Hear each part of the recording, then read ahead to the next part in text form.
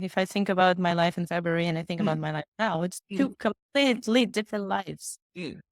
What are the And main it's differences close, so many. in terms of how you feel? Maybe we know that the location is different, the role is different. What about how you feel? You were feeling in February, and how you're feeling in December?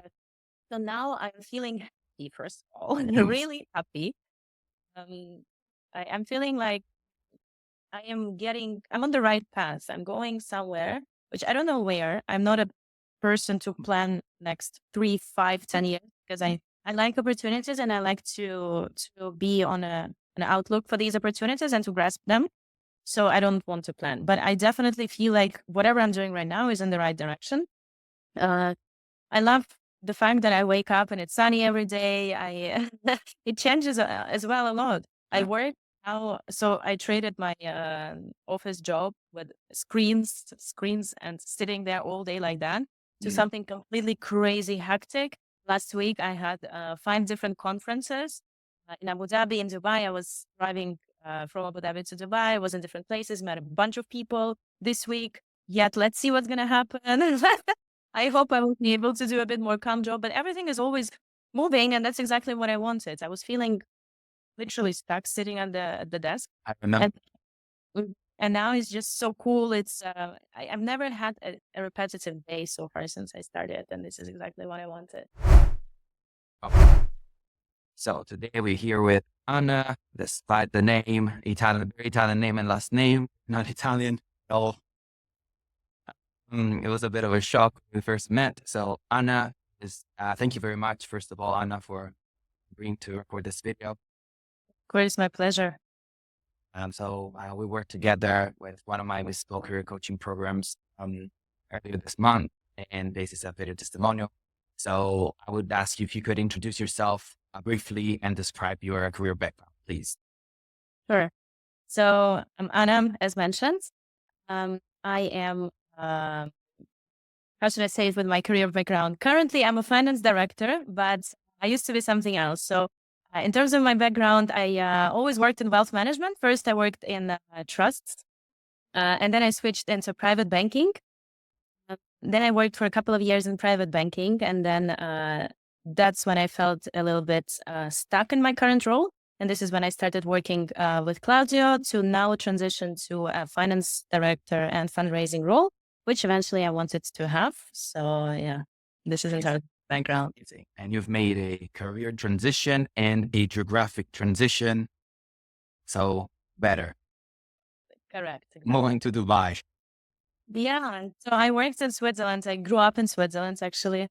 No, grew up in Russia. Then I moved to Switzerland at a fairly young age. Mhm. I studied there and both in school and at the university.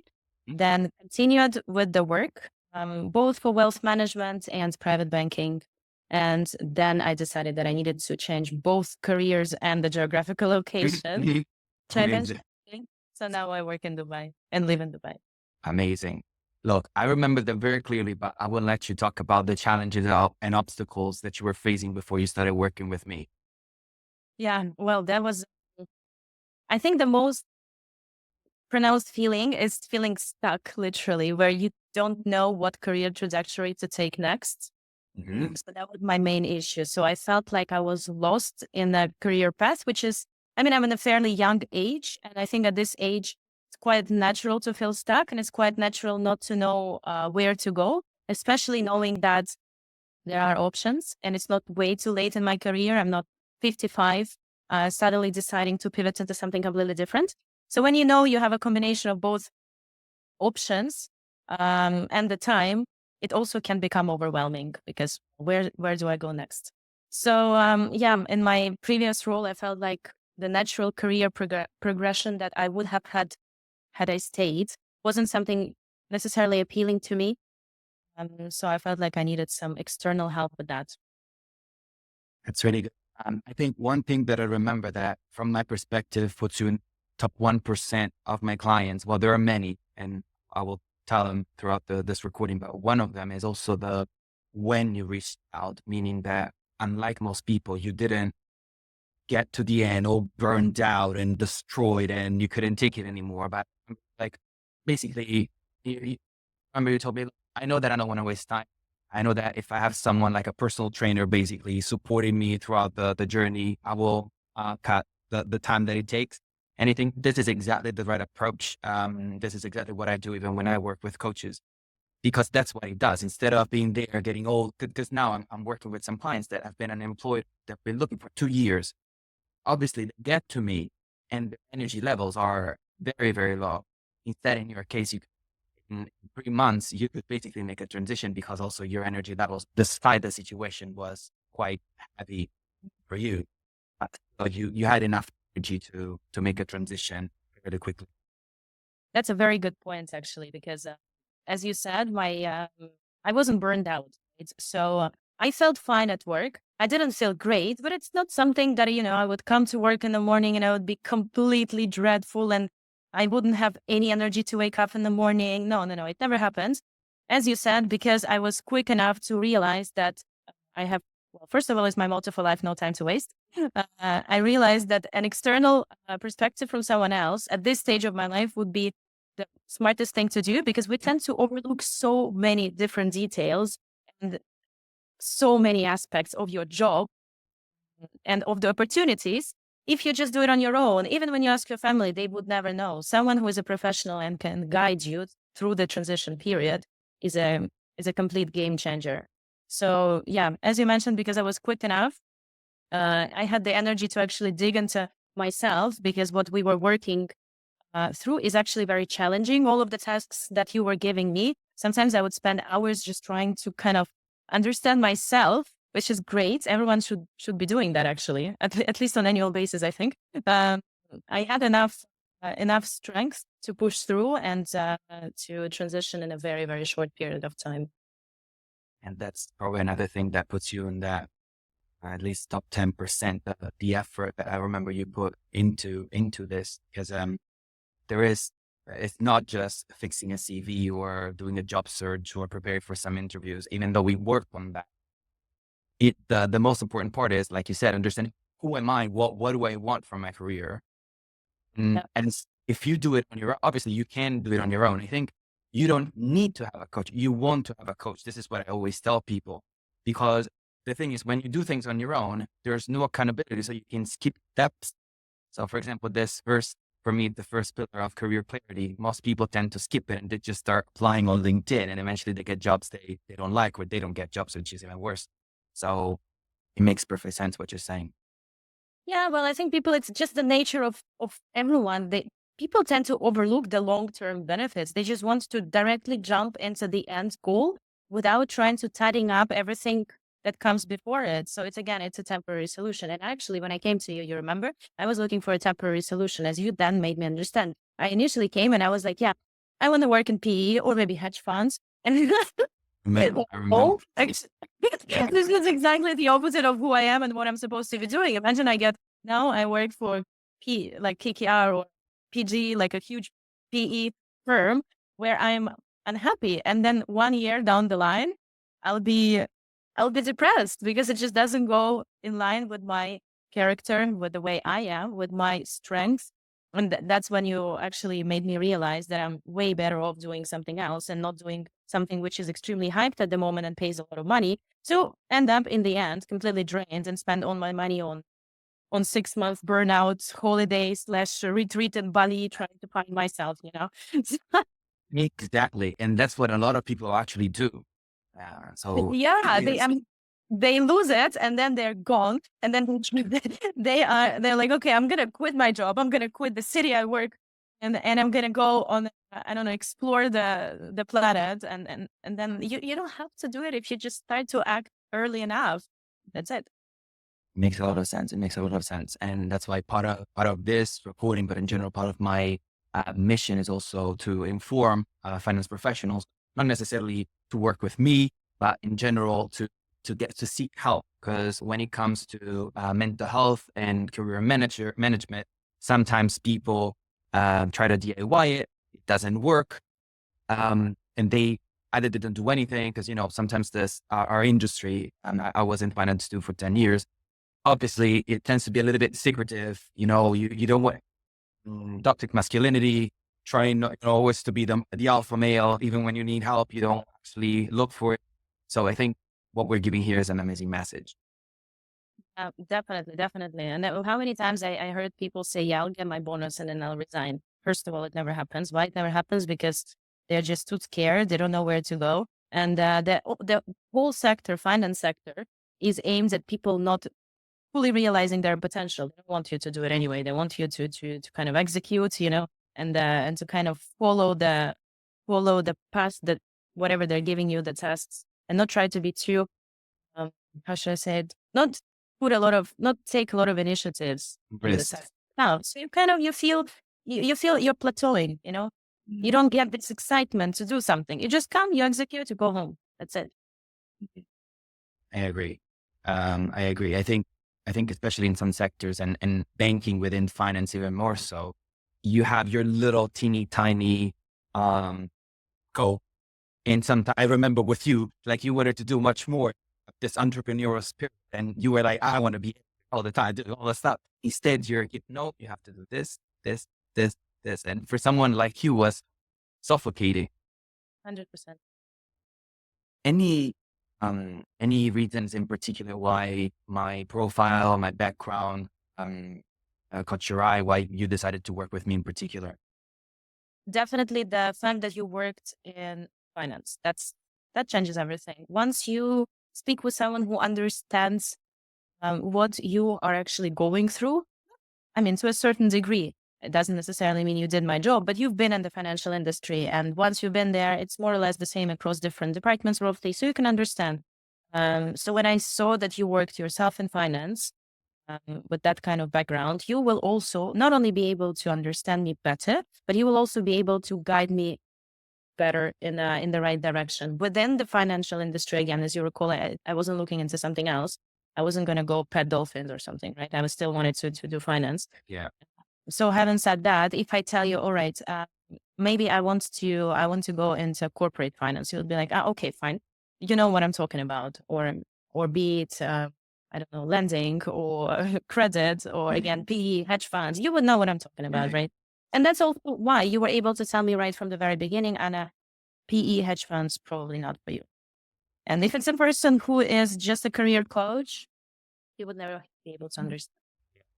And I remember, um, I remember we had very long conversations about the CFA and how useful would have been at that time for you. Cause I remember, cause people obviously that don't know you, they don't know how hardworking you are. You're extremely hardworking. And so she was working very long hours doing coaching with me and studying for the CFA. And one of the things that I mentioned, because at the time she passed level 1 and studied for level 2. And I remember saying, look, let's first figure out what you want to do next, because it might not be strictly necessary to have a level 2 and level 3. And so, and that saved you a lot of time. Yeah. Yeah. Yeah. Yeah. It's actually, did I tell you that I decided not to continue? Thank God. Thank God, because you didn't need it. One of the most valuable advice you gave me, actually, because I was like, "Okay, I have to do it." And I was under the impression that I also must do some analytical job, maybe go into financial analysis because of the CFA. Um, CFA, everyone knows it's pain, right? So you don't want necessarily to do it unless, They're necessary. yeah, unless it's really necessary for your job. And I'm way better of a relationship manager or a person who just, talks with people, client servicing, be on the front end, not in the back office analyzing stocks. That's just not me, right? So you told me, yes, Anna, why don't you just consider maybe not doing it? And I was like, no way. I said, I'm going to continue. And okay, now I'm like, surprised. I'm like, I don't know if about it. Learned a lot. A lot. This is great, but I don't need it for my job and will never need it. I don't need to be able to calculate swaptions at 2 a.m. if you wake me up. I'm good. Exactly. And anything, well, one of the great things about you is that you also listen, not in a way as, oh, there's a guru telling me something, but challenging, but challenging my assumptions, but also taking a lot of time to reflect eventually and decide what was good for you. And the other thing about it's really interesting what you were saying about petting the dolphins, because now I've been doing this for basically 5 years in terms of how big of a transition we need to make when we're in finance.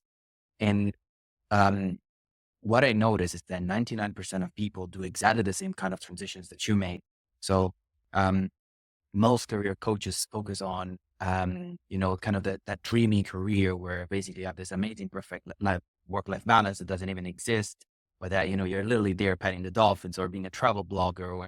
And I'm a little bit skeptical because what I always tell my clients is that once you're president, you're always Mr. President. So going from is high stakes environment, working a lot of hours, earning wealth, let's be honest, to something that it's a job, I am, I mean, it might not be for everyone within the financial industry. So I literally focus on those people that want to make these career pivots, these career transitions within finance and banking because they're faster.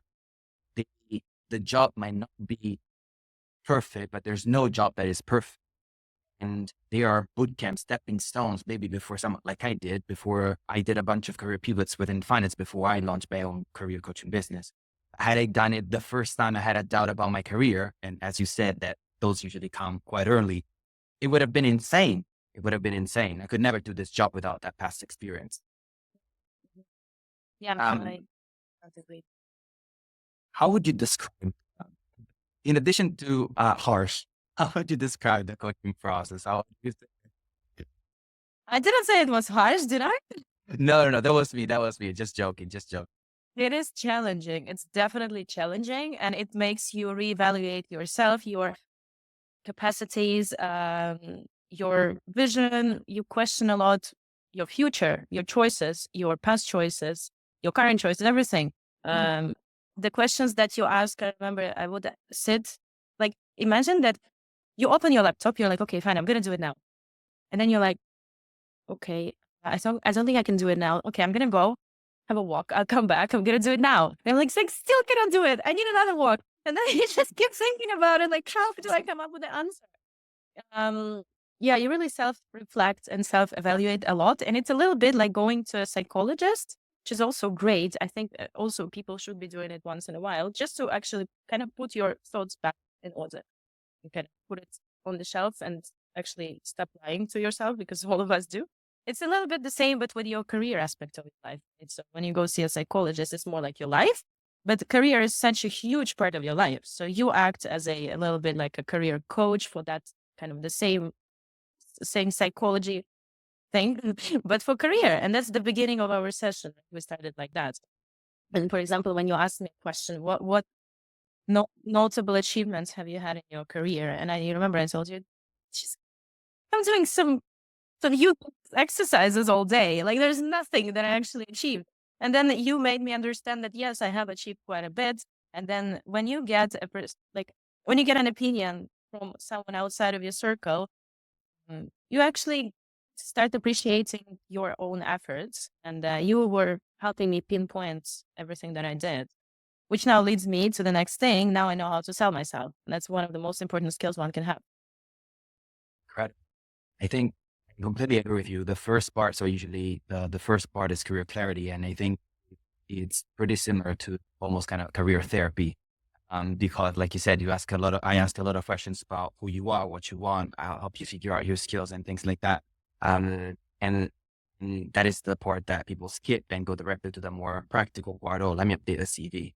But, maybe you'll share later on, you actually updated your CV relatively quickly. We were doing it overnight while you were in Dubai, but it was fairly quickly because you knew what you wanted. And there was a lot of reflection in terms of what do I want to sell, what is good for me. While going back to the CFA, I remember at some point in the beginning, it seemed like you were like, okay, so I studied for the CFA. So now I can do, let me check, you were trying to link the next career to the CFA rather than saying, what do I want? Do I need a CFA to do that? So it was actually the other way around. Exactly. And then the questions that you asked me, like, what did I want to do when I was a kid? We never think about these things when we grow up, right? But it reveals a lot about your personality. Mm. And there are any strategies or let's say tools that stood out to you during the program? All of the spreadsheets with the questions that you sent me, that was super helpful. That's a lot of work that I did on myself. Basically, you structured it so well that I was able to just get this clarity as I was moving forward. at each session with the help of all of these questions and spreadsheets that you made me fill out. So that was very organized. I loved it. Thank you. I think one thing that Anna did that I wish all my clients did, and it was quite impressive, was that when she decided what she wanted, which was a relocation and a career transition, she really went out for it, literally. So actually going to Dubai and network. And actually after I experienced that, I started telling, and as it went well, I started telling all my clients, just do it. But like you took, I think 10 days, we extended this. So it was supposed to be a week, then eventually a little bit more. I remember very clearly because we were working on your CB while you were there. Claudia, tomorrow I need to give my CB. Let's go. Give it your best. So Yeah. in this is the approach. So I think what you obviously having a coach, this is to say that obviously having a coach, someone that has a financial background, it really helps.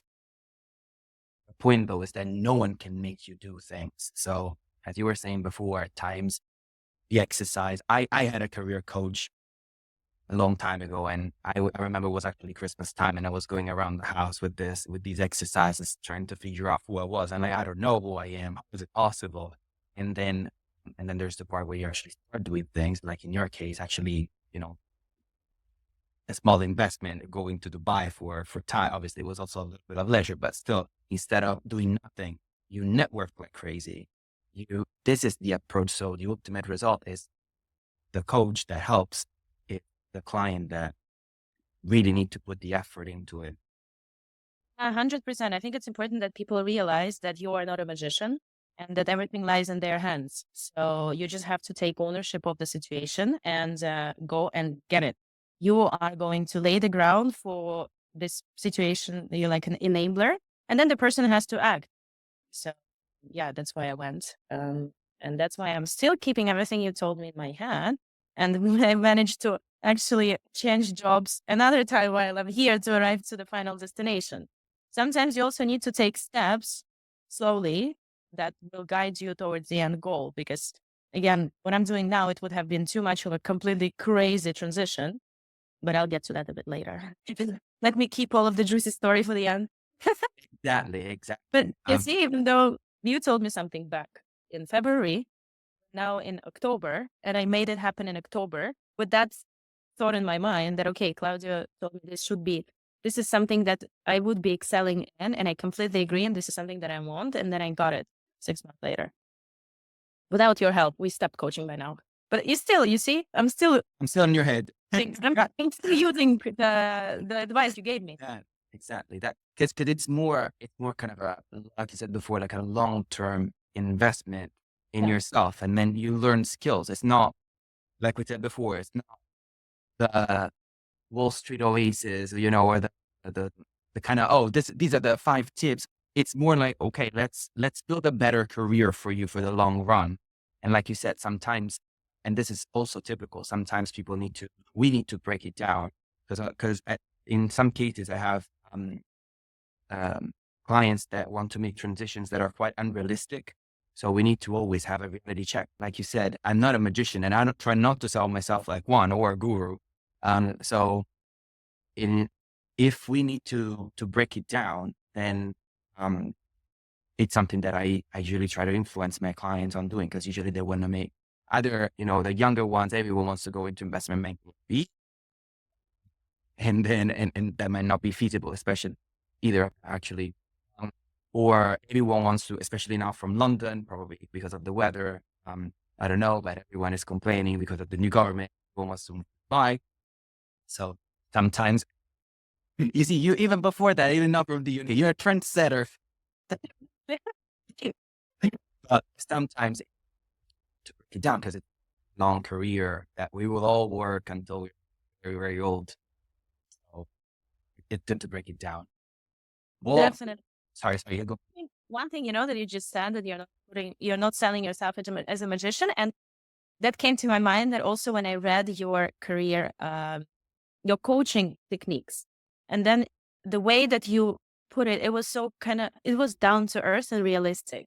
So it wasn't something like I will change your career, and in 5 months' time, you will be a VP in I don't know, top 10 firms or something like this. No, it sounded normal. It sounded realistic. Like you're a sound thinking person, and you are actually there to help, and that not promise something completely unachievable.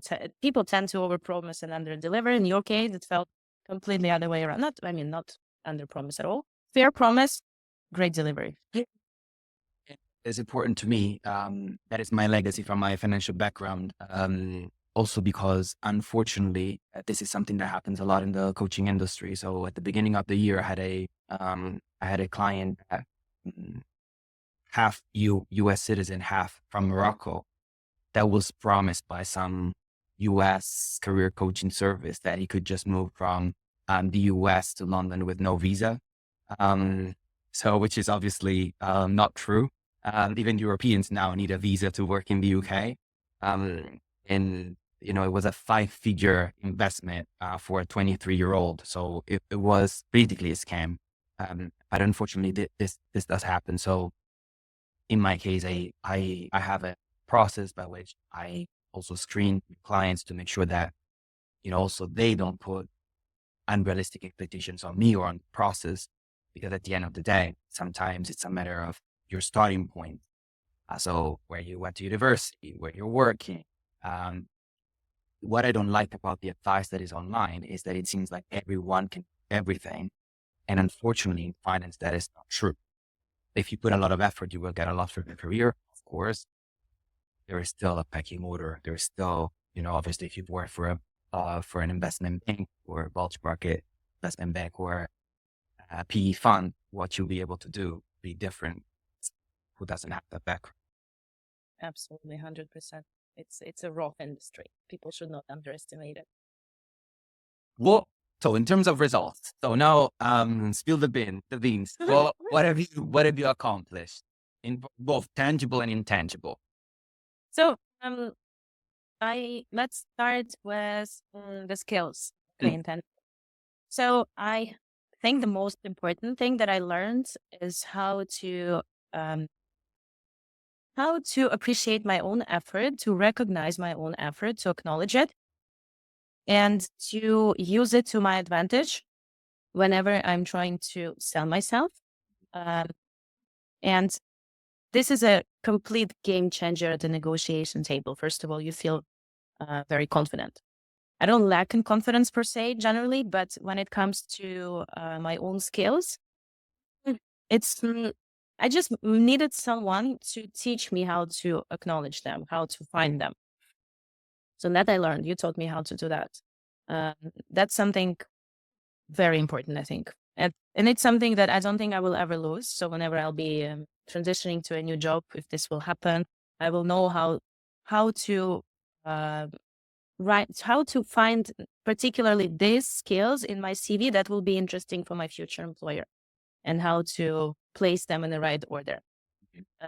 Then I learned how to write a CV, because you didn't do it for me. And then you were very clear about it. I'm not doing it for people, which is great. It's not how it's supposed to be done, right? So once you learn the skill, you basically carry it with yourself throughout your whole life. This is very important as well. Now, whenever I see my CV, if I need to send my CV, I'm happy with it. That's great. This is in terms of the intangibles. I think the most 2 important things that I learned a lot, but I think these are the key ones. And then the results are, well, first of all, I transitioned to a job in private banking. So I was working in private banking, and I moved to private banking in Dubai, to a position which is way higher than what I was having in UBS. I remember I was speaking with the recruiter. He's like, okay, give it a shot, but it's way too senior for you. It's way above your level. And I killed it on the interviews, And But I think also in terms of remuneration, you saw positive outcome there. Yes, definitely. Absolutely. So yes, and then I transitioned to that role in PB. And then when we had this conversation, I remember you kept telling me that I have very entrepreneurial spirit, so I should be working in a startup environment. Mm. The thing is, startup environments try to find a startup which will be paying nearly, forget the same, but at least close to what you're getting in a bank. Not monopoly money, actual Actual money. Exactly, actual money, and not in some random stokes or whatever. So yeah, and then I kept thinking about it. That yes, okay, I do realize that maybe I'm not the best private banking profile. Um, I realize that a lot of my colleagues who know me well, they always told me, Anna, you're not a typical private banker. But that's okay. You know, the new role that I was doing, it was great. It was interesting. But I still knew that long-term wise, it's not going to be keeping me happy. So I was on a lookout, like, okay, what industry is thriving here? What is government supporting? Where do they see Dubai go in the next years? And then I see there's a tech, AI, everything entertainment related. It's non-existent pretty much.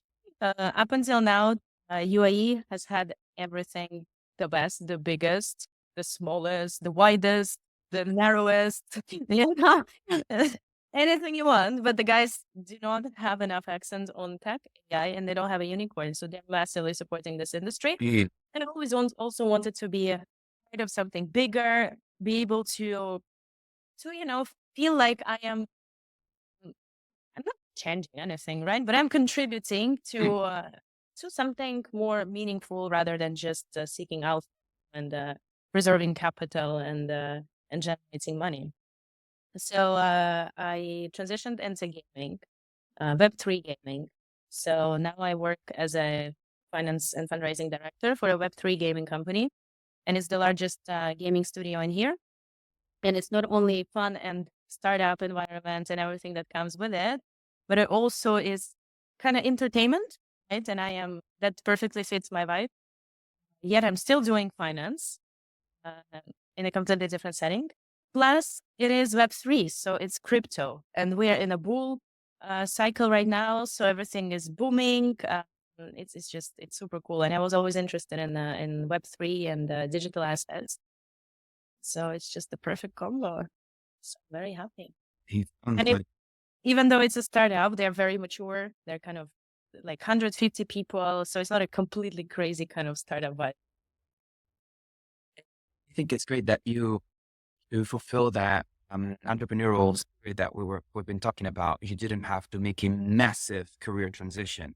Like you said, you're still in finance, you're looking at new things. Um, you, I think what I would like to praise again is that you had a strategic look at your career rather than trying to make an impossible change altogether and basically just being stuck. We broke it down. You took step one and then step two, applying all the learning about yourself, but understanding that between learning something and applying it, it can take a little bit of time. At the end of the day, in your case, basically it took 6 months, 8 months from point A to point B. So it wasn't even such a long time to wait. But that it's a great approach to have for anyone's career to look at more like much more than just the next step. Let's look at where I want to get, and then I kind of reverse engineer the steps so that I can allow myself more time. Because usually people do like an accordion. They don't have anything they want today, but they try to squeeze in the next career step, everything, and that makes it unrealistic. If it's unrealistic, it's not feasible. If it's not feasible, you're not going to make the change and you're going to feel even more stuck. It's- And people also probably tend to blame everything on their career. Because my career, training, I don't feel fit because of my career. I think, yeah, you really need to understand that you cannot just blame everything on one thing, and you have to take calculated risks sometimes and clear steps to get somewhere, even though it might take you a few months. But look, now it's February. If I think about my life in February and I think about my life now, it's two completely different lives. What are the And main it's differences? so many. In terms of how you feel, maybe we know that the location is different, the role is different. What about how you feel? You were feeling in February and how you're feeling in December. So now I'm feeling happy, first of all, really happy. I'm feeling like I'm on the right path. I'm going somewhere, which I don't know where. I'm not a person to plan next 3, 5, 10 years because I like opportunities and I like to be on an outlook for these opportunities and to grasp them. So I don't want to plan, but I definitely feel like whatever I'm doing right now is in the right direction. I love the fact that I wake up and it's sunny every day, it changes as well a lot. I work now, so I traded my office job with screens and sitting there all day like that to something completely crazy hectic. Last week I had 5 different conferences in Abu Dhabi and Dubai. I was driving from Abu Dhabi to Dubai. I was in different places, met a bunch of people this week. Yet let's see what's gonna happen. I hope I will be able to do a bit more calm job, but everything is always moving, and that's exactly what I wanted. I was feeling literally stuck sitting at the desk, I remember. and now it's just so cool. It's I've never had a repetitive day so far since I started, and this is exactly what I wanted. I remember that. That's amazing. Remember, Anna, I share a passion for training and keeping fit and eating healthy. And I remember you telling me, these people are at the desk all day. It's not even healthy for you. I have to tell you something, Claudia. Guess what? We just moved to a new office in Abu Dhabi. Bam, bam, bam, drum rolls. You know what we're gonna have? We're gonna have treadmills under our desk. Amazing. Amazing. You know what? I don't know if I've told you before, but I was always dreaming about having a treadmill with a desk. So I was always, Jesus, why can't we just put a treadmill in Thailand? I'm sure it exists, and let people walk throughout the day, you know? And then we're going to have those treadmills. I'm so excited. That's incredible. That's incredible. It is a massive. So one of the things that sometimes people don't understand is, like you said before, your career affects so much of your life that eventually, and this is why I decided to become a career coach, if you want to change someone's life, you need to change their job. Because if they're unhappy in their job, then it's basically impossible to be the rest of your life, especially in finance when we work so hard. Where we work so hard, it's really impossible to make up for the life that you're not living. So that is incredible. And it's really cool. I'll try myself, turn to work, maybe not with clients, because it might be a little bit too much to talk. I think they are like, oh, I'm so sorry. Yeah, no, definitely. Just to close it, any advice that you would give to people that are finance professionals that are feeling stuck in their careers right now? Just do it. Seriously, just do it. And it's, even, you know, I think even if people do not necessarily feel, or just to explore your options, understand yourself better, just learn new skills. I don't know, it doesn't need to be something very difficult. Learn how to write a CV, even that.